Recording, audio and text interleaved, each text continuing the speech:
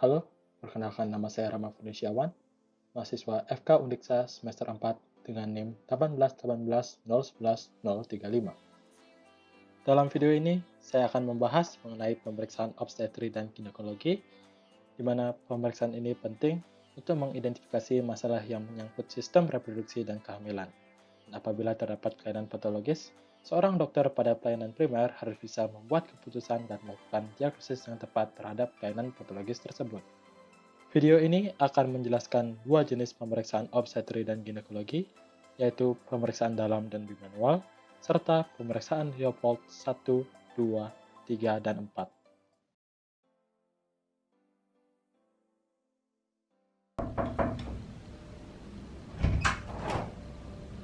Permisi dokter. Sorry Bu, ya, silakan duduk. Oke, terima kasih dokter. Perkenalkan nama saya Dr. Rama, saya dokter yang bertugas pada hari ini. Saya konfirmasi dulu identitasnya Bu. Ya, benar nih Bu Ratih, umur 31 tahun, beralamat di Denpasar. Ya benar dokter. Oke, baik Bu Ratih, ada keluhan apa yang bisa saya bantu? Begini dok, saya merasa gatal di organ kewanitaan saya selama 4 hari. Dan saya terkadang merasa nyeri pada saat buang air kecil. Dan belakangan ini saya baru menyadari bahwa saya mengalami keputihan. Ya, apa sebelumnya Ibu pernah mengalami kondisi yang sama? Belum pernah dokter, ini pertama kalinya. Oke, baik Bu. Lanjutkan anamnesis sesuai dengan Secret 7 dan Fundamental 4. Ibu, saya ingin bertanya, apa Ibu sudah berkeluarga? Sudah dokter, saya sudah menikah dan memiliki 2 orang anak. Oke, baik Bu. Jadi pemeriksaan selanjutnya akan saya lanjutkan ke pemeriksaan fisik. Dan pemeriksaan ini, pada kasus ini kita akan melakukan 2 pemeriksaan, yaitu pemeriksaan bimanual dan pemeriksaan dalam. Nah, tujuan dari pemeriksaan ini adalah untuk mengetahui kondisi organ penguatan Ibu secara langsung. Di mana pemeriksaan ini juga akan menggunakan alat bernama spekulum yang akan langsung dimasukkan ke dalam organ penguatan Ibu untuk melihat kondisinya. Selain itu, saya juga akan menggunakan jari, di mana jari ini bertujuan untuk mengetahui apakah terdapat massa dan apakah terdapat nyeri pada organ penguatan Ibu. Oleh karena itu, dalam melakukan pemeriksaan ini, mungkin Ibu akan merasa sedikit tidak nyaman, namun Ibu tidak usah khawatir, karena pemeriksaan ini tidak akan mengganggu fungsi dari organ penguatan Ibu. Apakah Ibu bersedia untuk melakukan tindakan ini? Iya, saya bersedia dokter. Oke, Bapak Ibu, sebelum kita memulai pemeriksaan ini, saya persilakan Ibu untuk ke kamar mandi, untuk buang air kecil dan membersihkan diri. Sementara saya akan menyiapkan alat-alat untuk pemeriksaan. Ibu, persilakan. Ya, terima kasih dokter. Siapkan alat-alat berupa masker, apron, handscoon, spekulum steril, lubrikan, hand rub, dan tempat dekontaminasi. Oke, Bapak Ibu, sudah ke kamar mandi? Sudah. Sudah buang air kecil dan membersihkan diri? Oke, Bapak Ibu, selanjutnya Ibu dipersilakan untuk melepaskan pakaian bagian bawah Ibu dan menutupi diri dengan selimut dingin, Bu. Ya, terima Persilakan. kasih. Sebelum memulai pemeriksaan, cucilah tangan dengan hand rub agar steril.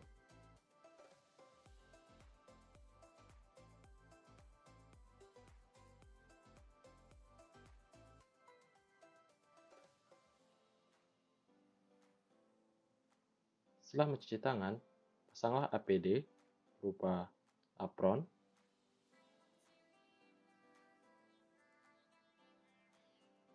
dilanjutkan dengan mengenakan masker,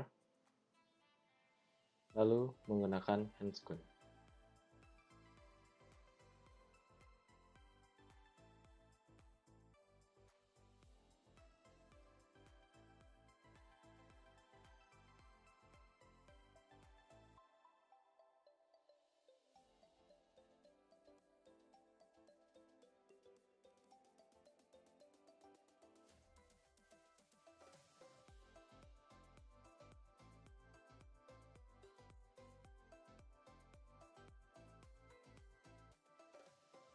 Lakukan inspeksi pada labia mayora, minora, uretra, dan klitoris untuk mengetahui apakah terdapat luka, varises, maupun cairan.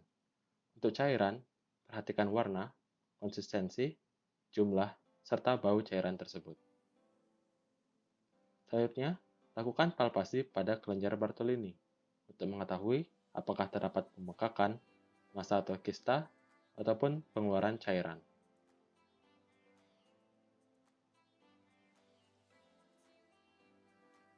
Perlihatkan spekulum kepada ibu sambil menjelaskan bahwa benda tersebut akan dimasukkan ke dalam vagina pasien dan pasien diminta untuk tenang dan rileks.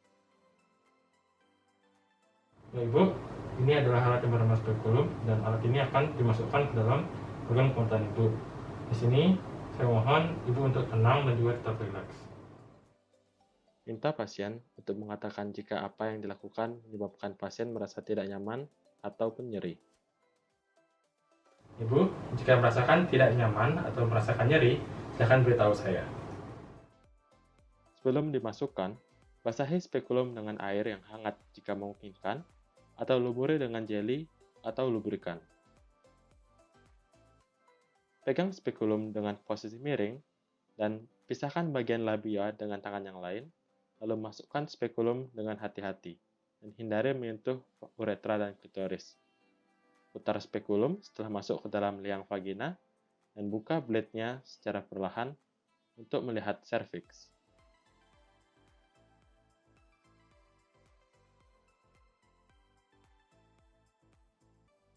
Periksa serviks untuk melihat adanya cairan atau darah, luka, tumor atau massa, dan apakah terdapat bukaan serviks.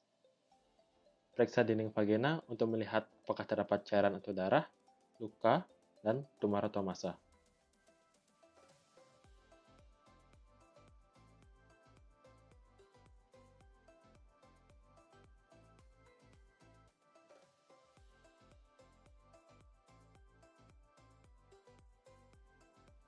Spekulum ditutup dan dikeluarkan secara hati-hati dengan posisi miring kembali.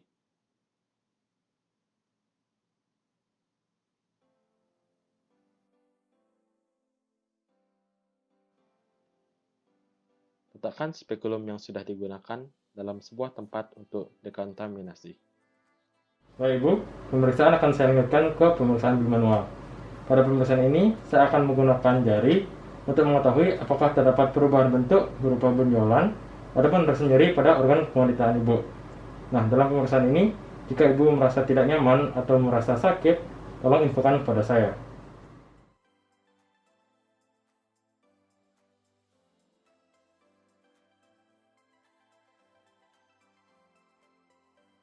Masukkan dua jari ke dalam vagina secara perlahan, dan carilah letak serviks dan rasakan untuk mengetahui tumor atau massa di serviks, pembukaan serviks, rasa nyeri karena gerakan atau nyeri gagang porsio, dan penonjolan di daerah covum Douglas.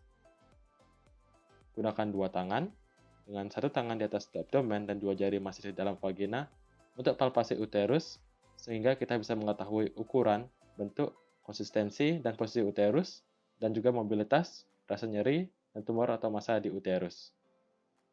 Geser palpasi bimanual ke arah lateral uterus kanan dan kiri untuk memeriksa adnexa kanan dan kiri sehingga kita mengetahui apakah terdapat tumor atau massa, apakah terasa ovarium yang normalnya tidak teraba, ataupun nyeri di adnexa.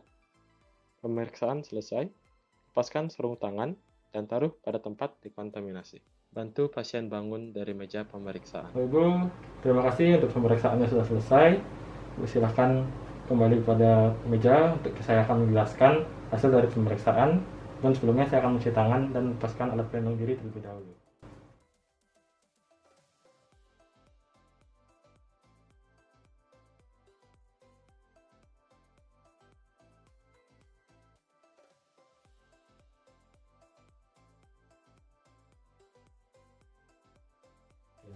Silahkan duduk. Sekarang saya akan menjelaskan hasil dari pemeriksaan tadi. Jadi waktu saya melakukan pemeriksaan dari pengamatan, disitu saya melihat pada area organ kewanitaan ibu terdapat kemerahan dan terdapat keputihan berwarna kuning kehijauan, berbusa dan mohon maaf bu berbau ke. Lalu selanjutnya saat saya melakukan penekanan, ibu merasakan rasa nyeri. Terus selanjutnya saya melakukan pemeriksaan menggunakan alat spekulum yang saya masukkan itu, dan saya melakukan pengamatan dan terlihat juga terdapat keputihan berwarna putih dan itu berbusa. Lalu saya juga lihat pada dinding vagina ibu dan juga pada serviks itu terdapat kemerahan. Terus selanjutnya saya melakukan pemeriksaan menggunakan jari, dan di situ saya tidak merasakan adanya massa atau benjolan. Namun selama dilakukannya pemeriksaan, ibu merasakan ada yang nyeri. Apakah ada yang terlewat atau ada yang ingin ibu tanyakan? Tidak ada. Tidak ada. Baik, jadi berdasarkan tanda dan gejala yang ibu alami, di sini ibu mengalami sebuah penyakit infeksi bakteri yang bernama trichomoniasis. Oleh karena itu akan saya resepkan metronidazole 500 mg yang ibu minum 3 kali sehari selama 1 minggu. Setelah obat ini habis, ibu silahkan kembali ke saya untuk melakukan kontrol. Ada yang ingin ditanyakan, Bu? Tidak ada dokter juga. Oke, baik Ibu, terima kasih karena sudah datang. Semoga lekas sembuh. Ya, terima kasih. Masukkan hasil pemeriksaan ke dalam rekam medis.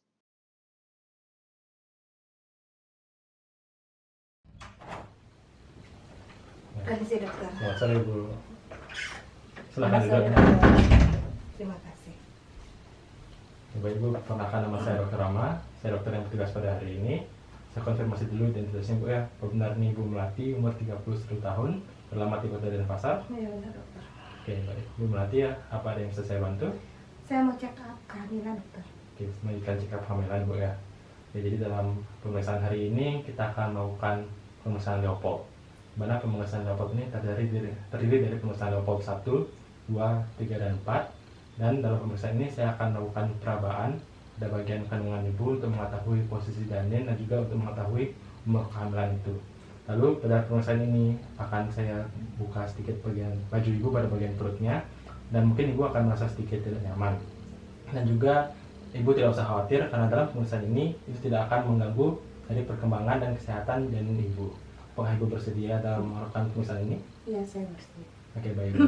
Silakan berbaring di bed sementara saya mencuci tangan terlebih dahulu. Baik dokter. Siapkan alat-alat di dekat pasien. Lalu cuci tangan dengan hand rub serta dikeringkan.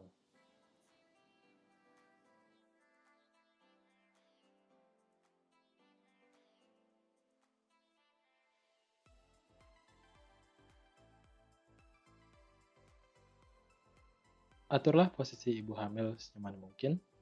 Perhatikan dengan baik privasi ibu. Tutupi bagian ekstremitas dan perut ibu dengan selimut. Dalam melakukan pemeriksaan Leopold 1, mohon izin agar selimut dikebawahkan sampai kira-kira berada di atas fisis. Anjurkan ibu agar berbaring dengan santai dan kedua kaki ditekuk. Tentukan bagian janin yang terdapat di funus serta ukur tinggi funus menggunakan medline dengan satuan cm.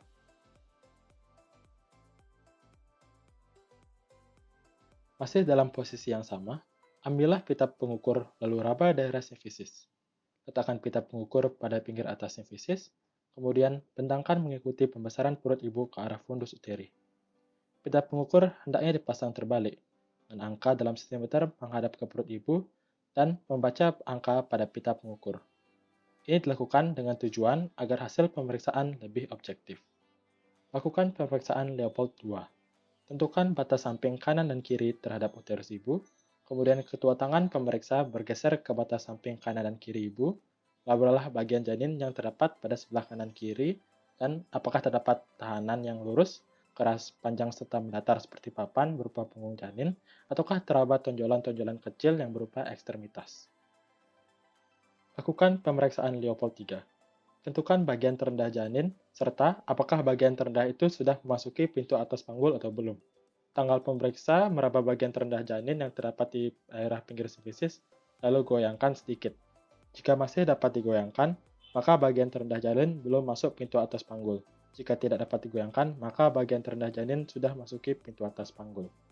Lakukan pemeriksaan Leopold 4 dengan kaki ibu diluruskan dan pemeriksa menghadap ke arah ibu. Di sini kita mencari tahu apakah posisi janin divergen atau konvergen untuk mengetahui apakah bagian terbawah janin sudah masuk ke rongga panggul. Di mana posisi divergen berarti sudah memasuki pintu atas panggul dan posisi konvergen berarti belum memasuki pintu atas panggul. Cuci tangan dengan hand rub, lalu jelaskan hasil pemeriksaan kepada pasien.